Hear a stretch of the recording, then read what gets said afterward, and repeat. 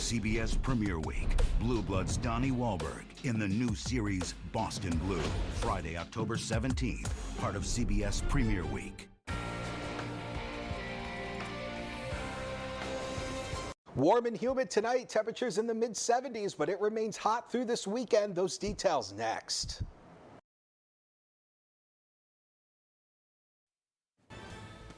Good evening, everyone. I'm Kevin Hodge. Tonight on your WZMQ 19 News, a new telehealth service is expanding to Michigan following the closure of Planned Parenthoods across the state. Plus, about 70% of Ukrainians are hoping for a negotiated end to the war, according to a new Gallup poll, as President Trump and Putin are set for a meeting next week. And a shakeup at the FBI as the Trump administration lets a number of officials go, including the former acting director. We'll have the latest. Your 19 News at 11 starts now. Live from the UP, this is WZMQ 19 News at 11.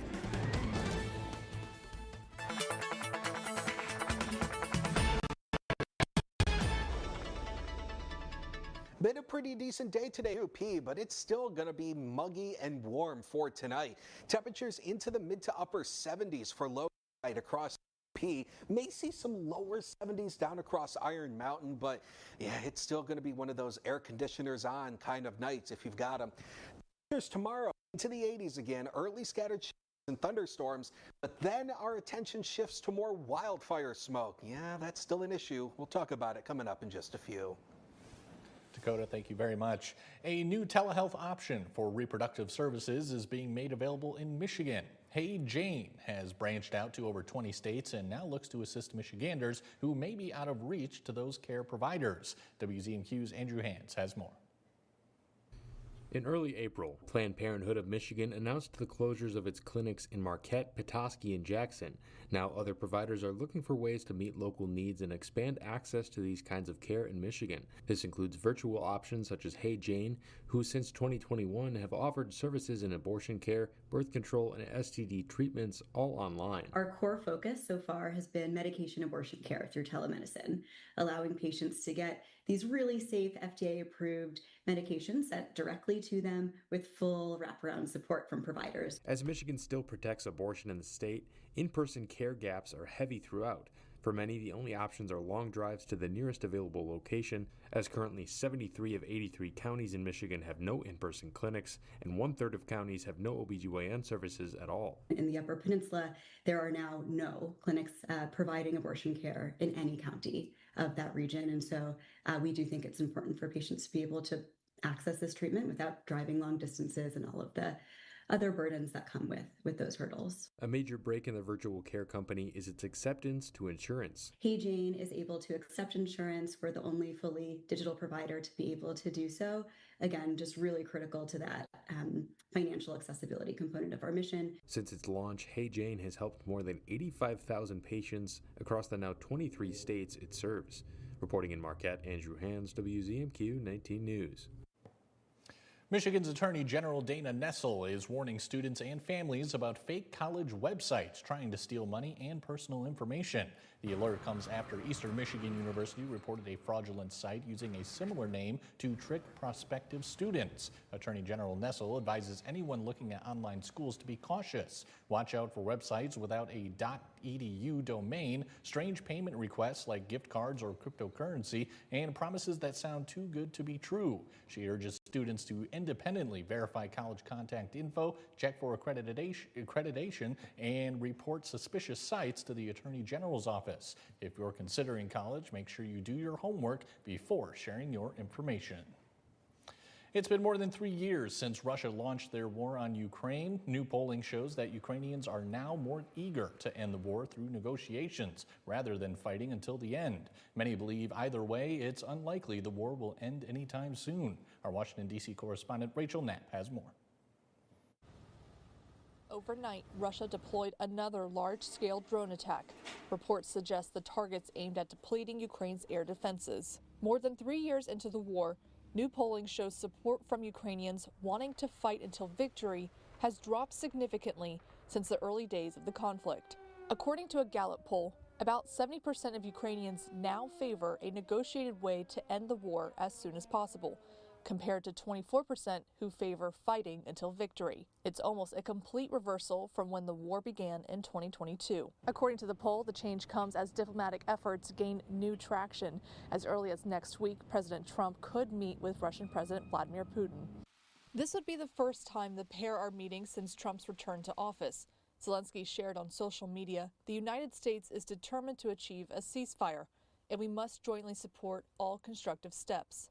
The Kremlin dismissed the idea that there would be a three-way meeting between the U.S., Ukraine, and Russia. The president now says Russian President Vladimir Putin doesn't have to meet with Ukraine's President Volodymyr Zelensky in order for him and Putin to meet. They would like to meet with me, and I'll do whatever I can to stop the killing. Details of that potential meeting are still limited. Even with these talks, polls show Ukrainians are skeptical active fighting will end soon. In Washington, Rachel Knapp, WZMQ 19 News.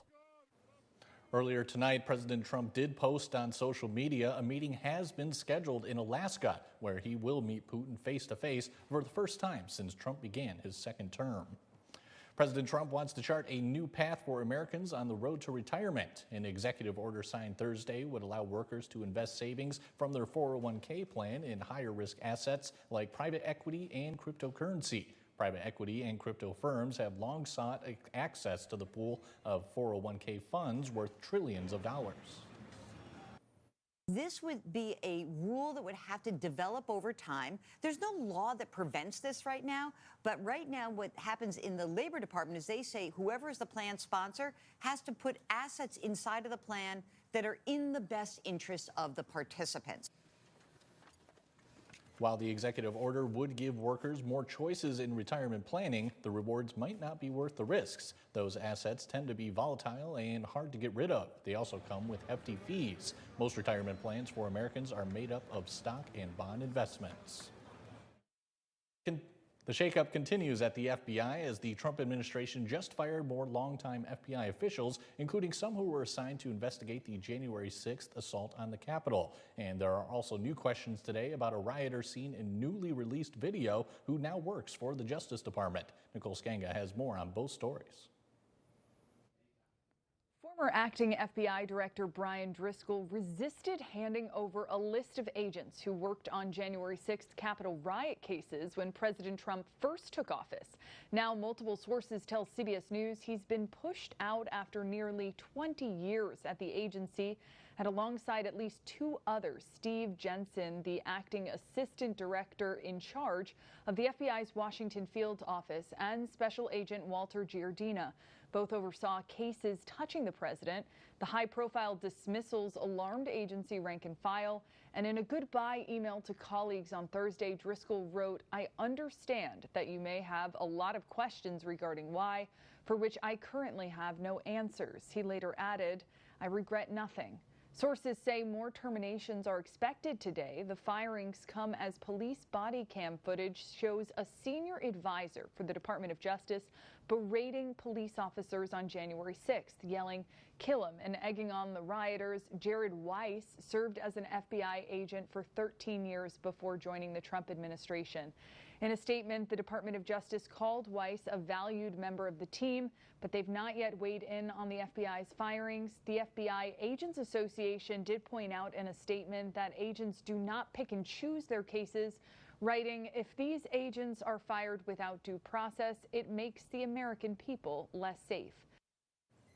Dakota Hunter as your first warning weather forecast when we come back. Plus, intense races are taking place in Delta County this weekend. We'll have the details on what's in store for the Upper Peninsula Off-Road Rumble. And competitors fill up on spaghetti before taking on the Ore-to-Shore Mountain Bike Epic in Marquette tomorrow. We're back in 2 minutes. 19 News is brought to you by Kirkish Furniture. Looking for a car that won't fall apart on the way home? Bam! Come to John's Auto where cars are clean, run great, and don't smell like french fries. Does your car need a tune-up? Bam! Service department. Do you want your car to sparkle? Bam! Detailing department. Need a quieter sister? Bam! Wait. For the best pre-owned cars, the best service, and the best detailing, come to John's Auto Marquette. Get an 11% rebate on your kitchen upgrade. Now at Menards. It's easy to create your dream kitchen with Clearview Cabinetry, offering a selection of finishes made with the finest materials and built to withstand life's sticky messes. Clearview Cabinetry offers features like soft closed doors and drawers and cabinet accessories to match your unique style. Get these Stroma kitchen cabinets for $29.99.99 after 11% rebate. Save big money at Menards. It's the highlight of the summer, the Marquette County Fair. Livestock, classic cars and tractors, live music and performances, art, games, and of course, the food. With new additions this year, the fair has something fun for everyone. The 2025 Marquette County Fair, August 7th, 8th, and 9th at the Marquette County Fairgrounds. It's fun for all ages. What's bothering Archie? Politics. What the Supreme Court says ain't got nothing to do with the law. How to raise children. Get out of here! Door tap. Goldfish. Come on now, I draw the line on goldfish. See what's bothering Archie on All in the Family. Sundays from 8 to 10 on WZMQ Me TV. Escanaba reporter Lily Simmons on WZMQ 19 News. Now, from the 19 News Forecast Center, this is WZMQ 19 First Warning Weather. Welcome back, everybody. Doing any fishing tomorrow? We're looking pretty decent here. Do have a few scattered showers and thunderstorms in the morning, but the major times here at 12:09 in the morning to 2:09, and then 12:20 p.m. to 2:20 p.m. I think that's probably the most time everybody will be out. Of course, the moon getting close to full now, 99% illumination. We can pretty much call it a full moon at this point. But here's our situation for tonight. Scattered showers and thunderstorms arrive after midnight. Now, this is the in-house model, and it's still pointing to showers and storms around by 7 a.m. tomorrow morning, but there will be some after midnight, around midnight, 1 a.m. But this cluster of showers and storms that move through tomorrow morning should be sub-severe. Heavy rain, yes. Frequent lightning, yes. Brief gusty winds, yes. Severe, no. I really don't think the atmosphere is going to be primed tomorrow morning for any severe activity. But notice the rain tapers off as we head to the afternoon. We see some breaks in the cloud cover as we head towards the afternoon hours and into Sunday. Still could hold on to a couple isolated showers, maybe a rumble on Sunday itself, but I don't think we'll see a lot of that. We're going to kind of shake loose some of this rain as we head into next week. Some of those heavier rainfall totals look like up here northern half of the UP out towards Eagle Harbor. Could see up a half an inch of rain Sunday morning, and down towards Iron Mountain maybe a quarter of an inch.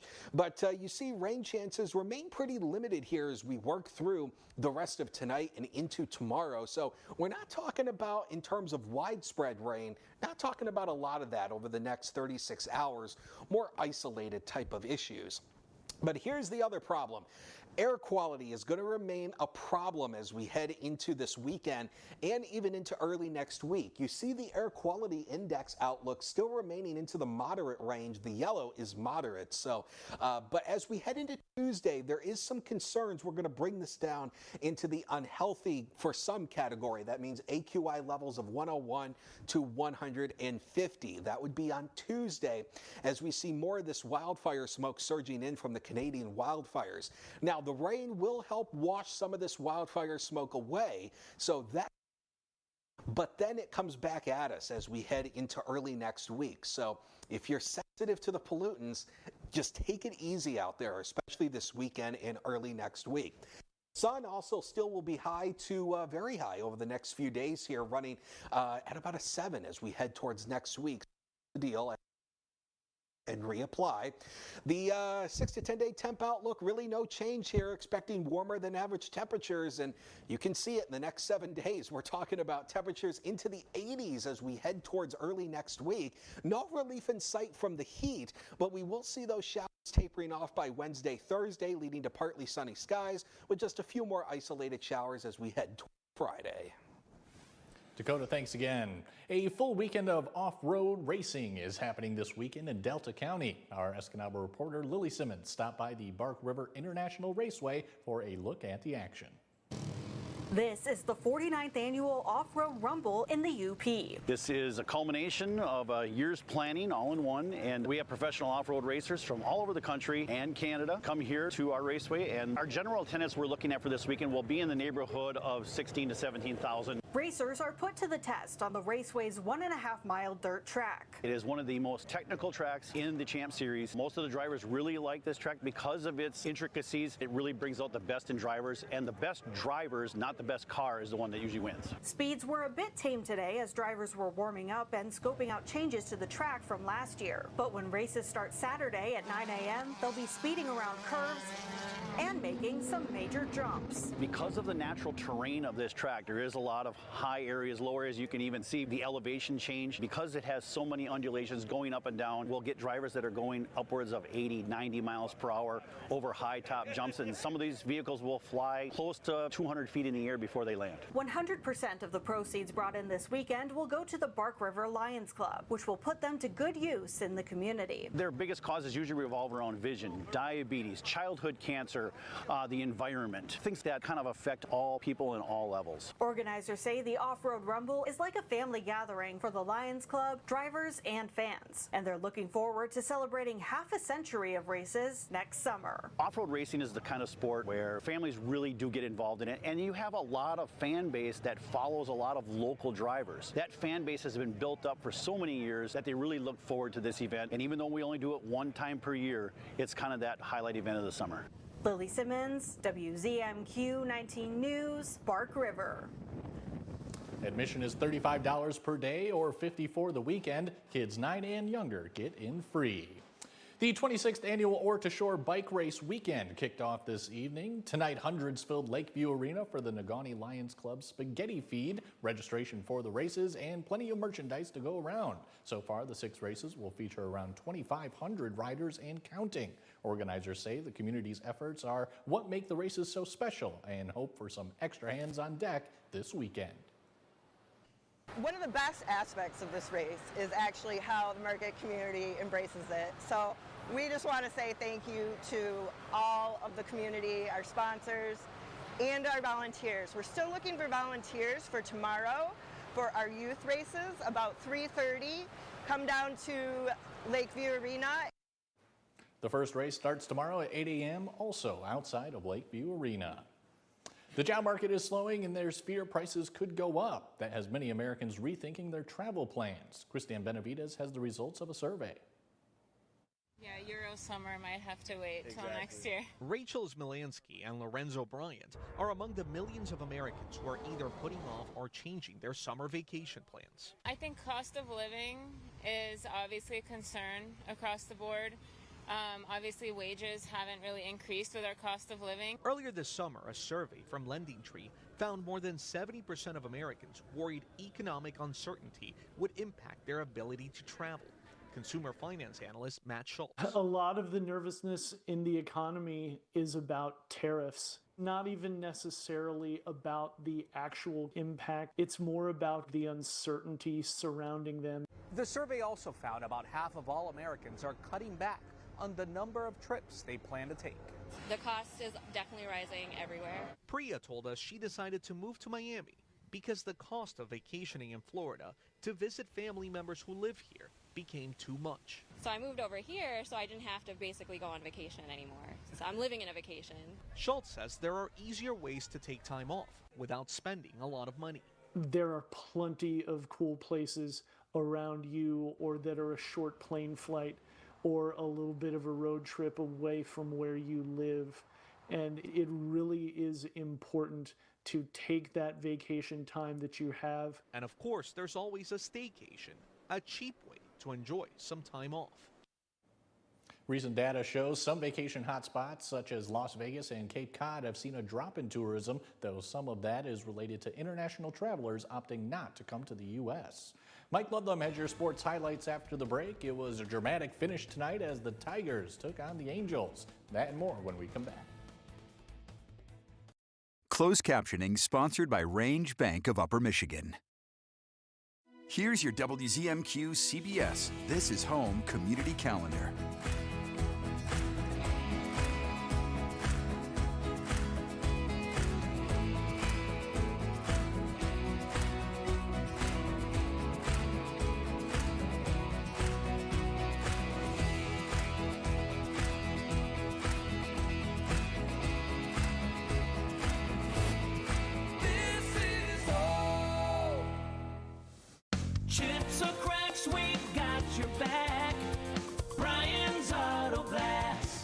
Cracked windshield? Chipped glass? Don't wait. Call Brian's Auto Glass in Nagani.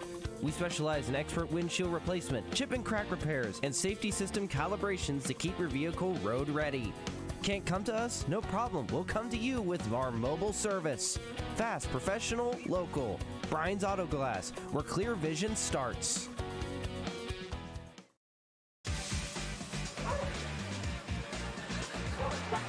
It's hilarious. Hidden camera. Hijinks. The world's longest running prank show is back.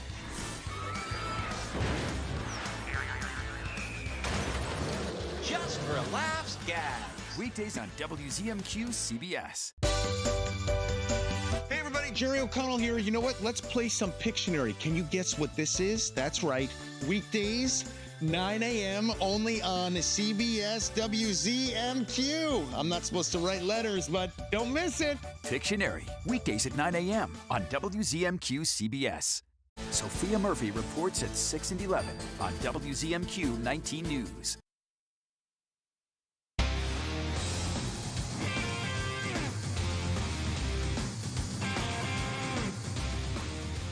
Good evening, everyone. The preseason game tonight between the Detroit Lions and Atlanta Falcons at Mercedes-Benz Stadium was suspended in the fourth quarter after Lions safety Mo Norris was taken off the field in an ambulance with what appeared to be a head or neck injury.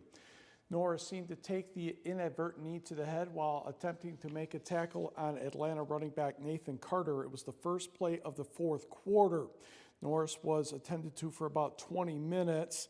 Then he was loaded onto the stretcher. When play resumed, Falcons quarterback Emory Jones took the snap and just held the ball as both teams stood at the line of scrimmage to run out the clock.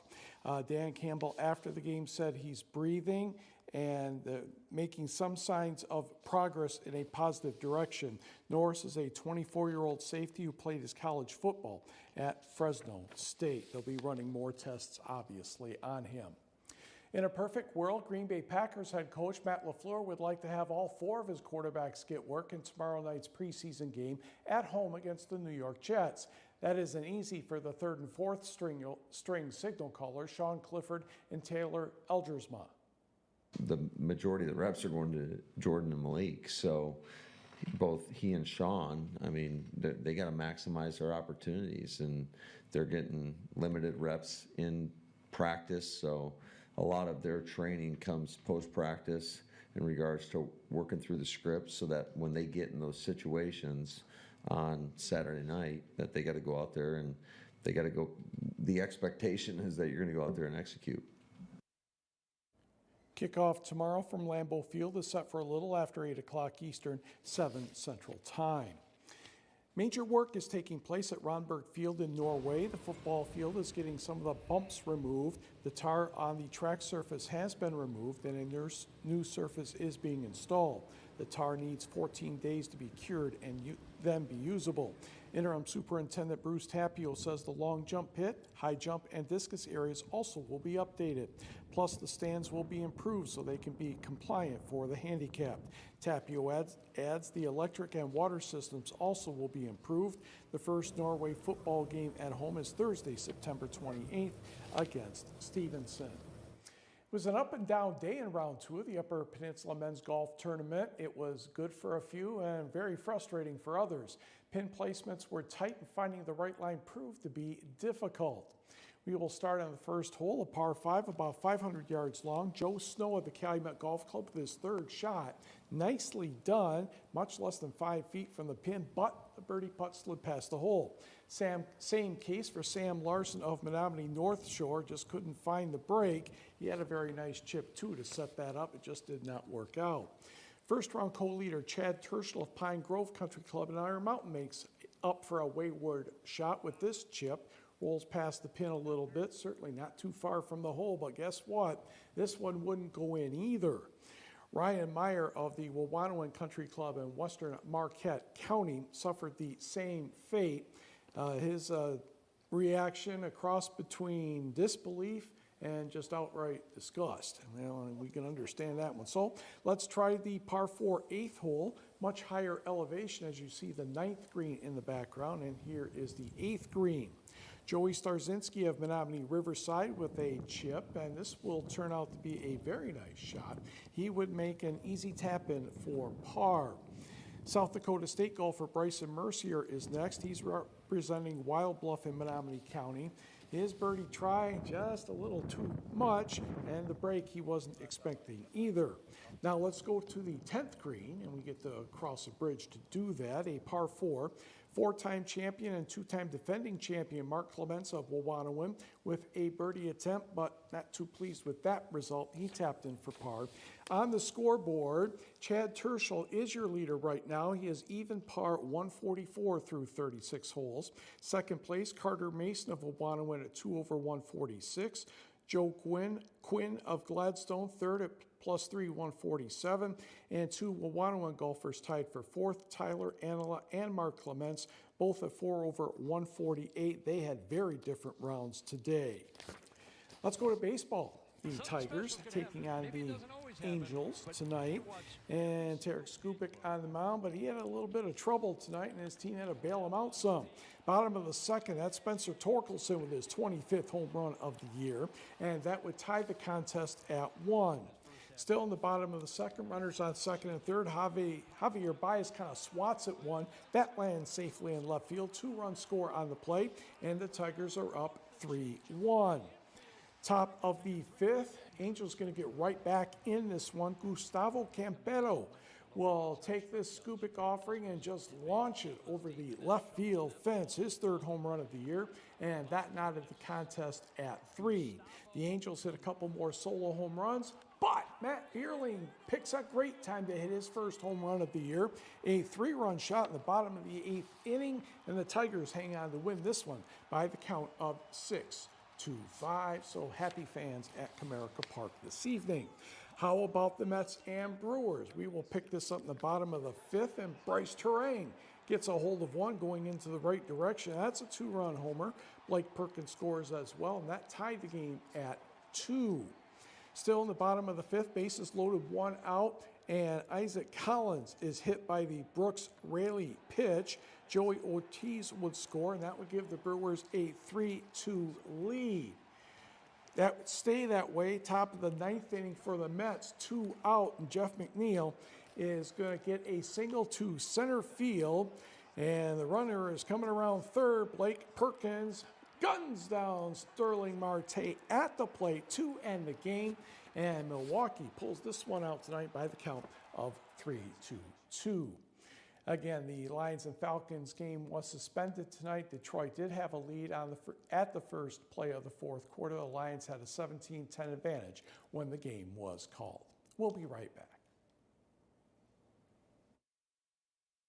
At Big Valley Ford in Ewan, we're more than just a dealership. We're your hometown partner in finding the perfect ride. With a huge selection of high-quality vehicles, there's something here for every lifestyle and every budget. Looking for value? We've got one of the largest selections of pre-owned Ford trucks in the UP, all in excellent condition and low miles, along with a huge selection of new Broncos and trucks all ready to roll. Experience the Big Valley difference at Big Valley Ford in Ewan.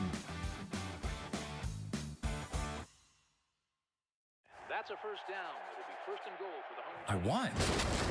Forward down the field, a charging team that will not yield. The new Detroit Lions games from the Michigan Lottery are here. Stand and cheer the brave. Rah, rah, rah. With prizes up to $500,000 across instant ticket, pull tab, fast cash, and online play. Down the field and gain our Lions victory. Only from the Michigan Lottery.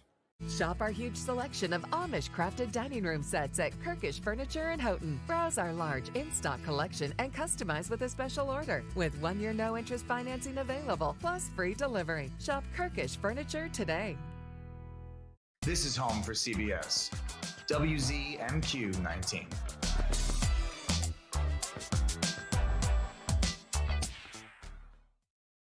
Tonight's sports is brought to you by the Window Store. The Window Store Home Improvement Center is your clear choice for quality products and expert installation. We have a thorough and seamless process, start to finish. From the moment you meet our friendly staff, you'll be amazed by their attention to detail. Our team of experienced professionals take pride in their work, and with our 2-year warranty on all installations, you'll have peace of mind knowing your investment is protected. Plus, we service the entire Upper Peninsula. Your clear choice is the Window Store.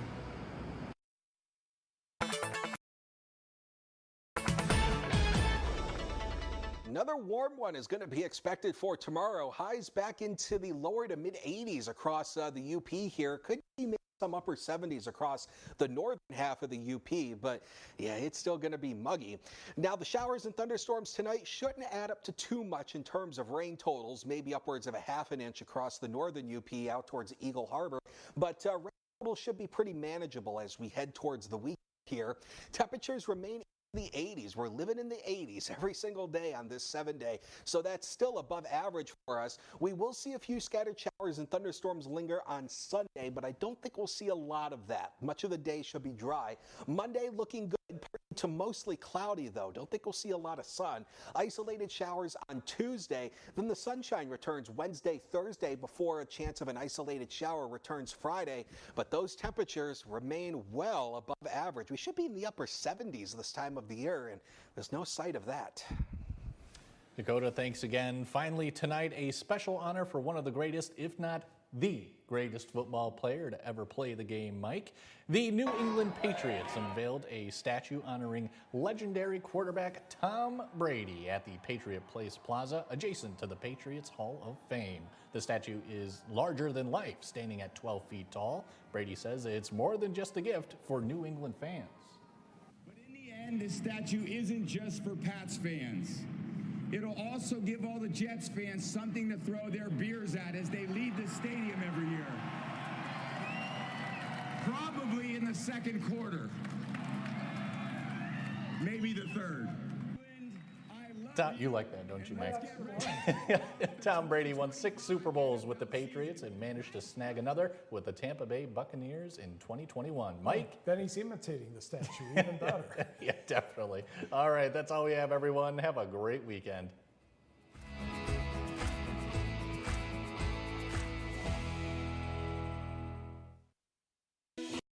The difference between an average morning and a Hardee's morning is hearty goodness that lasts till lunchtime, like our smoked sausage biscuit and Frisco breakfast sandwich.